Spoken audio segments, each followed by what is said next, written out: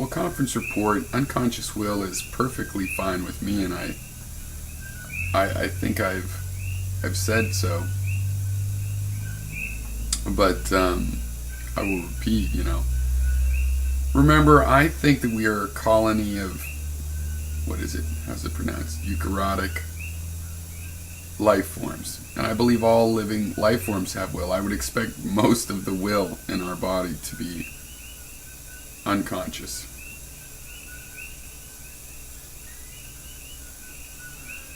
But talking about the brain,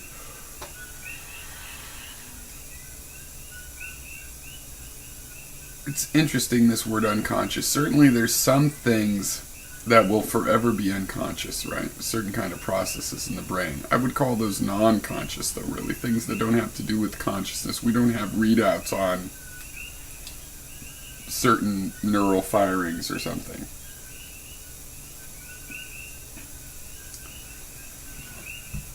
So,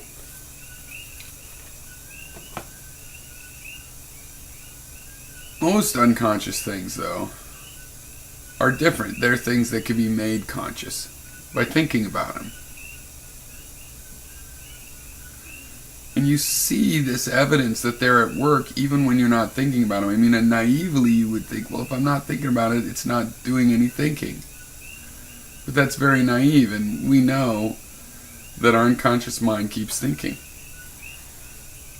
I'm not sure that it's not conscious itself, but we're not conscious of it. We're separate. I have no reason to think it's not conscious, self-conscious as well. It's a thought running in the same material that gets me conscious. I don't know. I don't assume in that regard.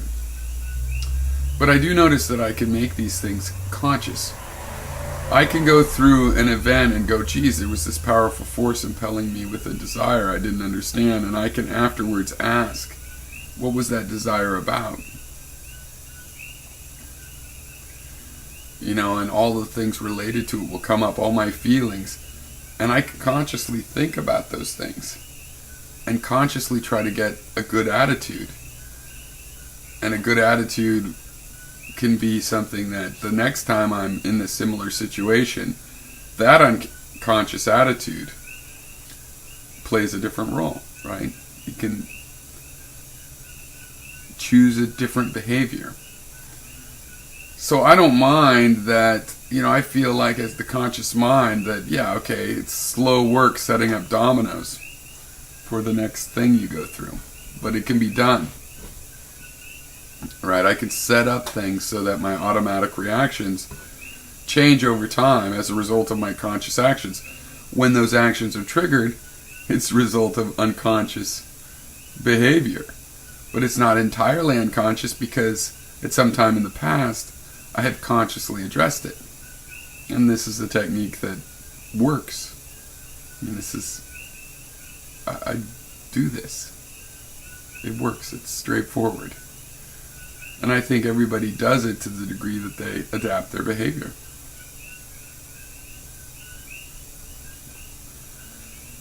I know that the conscious mind is just full of it.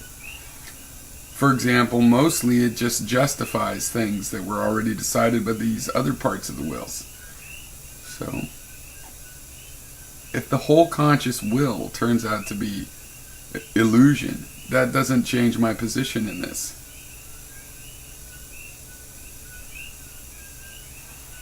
Now look, I see a colony of bacteria, and the bacteria each have a will, and then they all add up to having a sum total statistical combination will. That makes sense, but it's odd that it would have a separate identity will that thinks it individuates itself. That's weird. I wouldn't expect that necessarily to be accurate. I think the conscious part of the mind is the part that is supposed to pretend that it's the whole thing. Right? It's supposed to pretend that so that to help coordinate the system. Something has to visualize the whole thing. This issue of just having a data structure about the state of the system. I believe that's what our conscious will is about.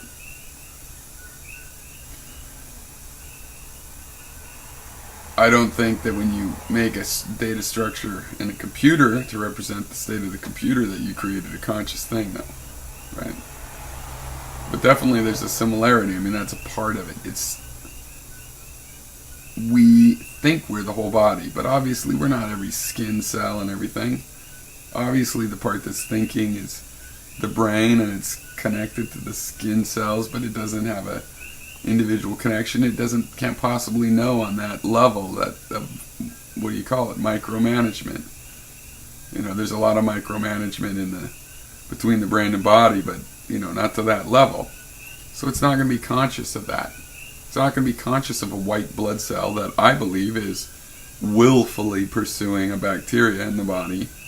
It's not going to be conscious of that. And yet there's will and consciousness going on. And Great Text was saying that I use the words interchangeably. I don't. I'm going back and forth between the two words because they're related. I'm talking about both at once. And if we reach the distinction between the two, then we can distinguish between them.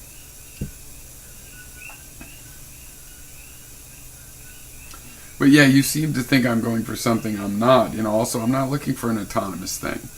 The nerves, or the energy coursing through the nerves, or some physical part of it, some system, some set of physical parts, is going to be the part associated with will.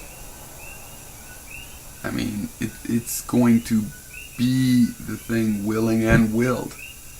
The idea is it's like a gravitational force. It's like when I say gravity pulls an object down to the earth, you don't say, well, are you saying there's an autonomous agent that's doing that? Who's making the gravity do that? Nobody. The gravity is doing it itself.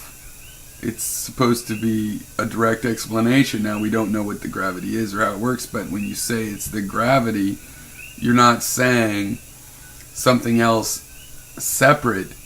It's pulling the strings, quite the opposite. So if I say that there's a physical explanation to will, it's not that there's a magic string puller, though maybe there's some situation like that, but that's not what I think. I'm saying that there has to be a physical force that is will, like gravity, and it would have to be the thing that can make choice, or if not, if will is the illusion, it at least makes subjective experiences. Somehow this subjective experience is the force that makes subjective experience, like the force that makes gravity, is in the universe, and we know that because we see this in the universe. I'm not looking for power that I would give into a magical ghost that it could spend controlling the body. I'm talking about, when I say willpower, I'm saying literally physically look at the energy patterns flowing through the brain when willing and or consciousness is going on. Study that and you'll learn.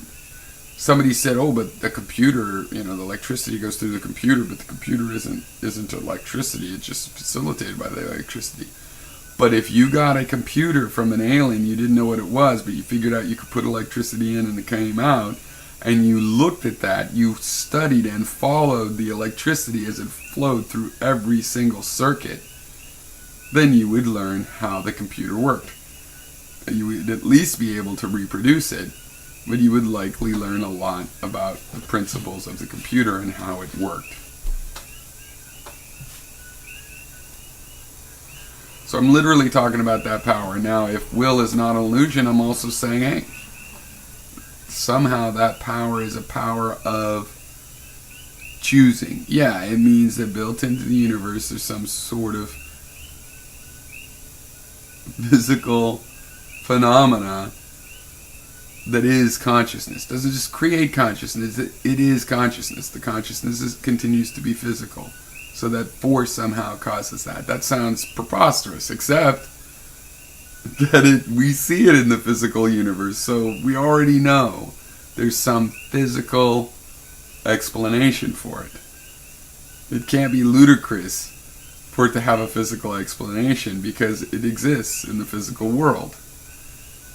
At least that's my premise.